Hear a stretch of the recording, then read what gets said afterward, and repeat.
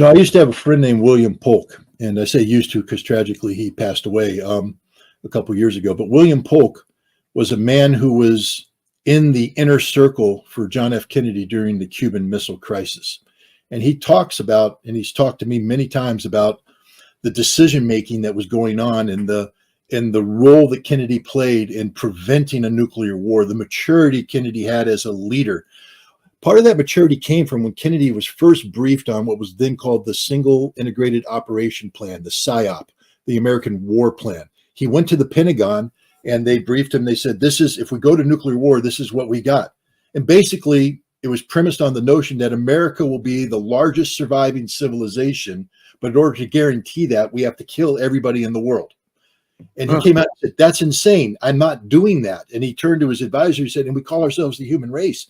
And he said, you have to give me options.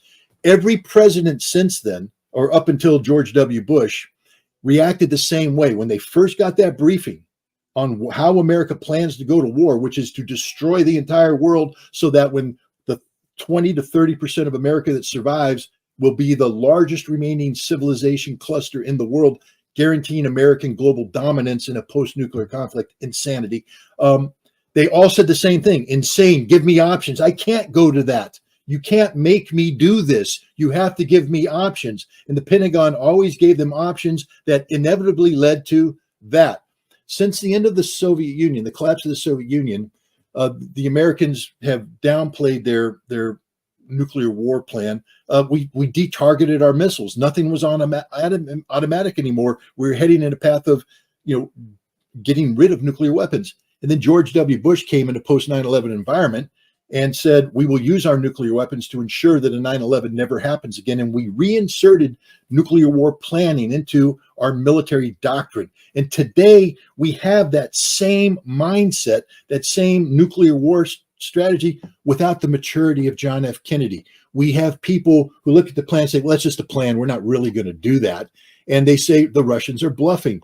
We don't have to worry about this. The problem is the second something happens and that plan is pulled out, the dust is blushed off, and we start pushing buttons, we go to the scenario that John F. Kennedy said was insanity. Judge, we're going to blow up the entire world because we know that in a post-nuclear environment, we can't allow, for instance, India to survive intact because we're going to be reduced to 30% of our capacity. We can't allow India to have a superior civilization in a post-nuclear conflict. We're going to destroy the entire world. That's what the American nuclear war plan is. And the American people need to wake up and understand it's on full automatic.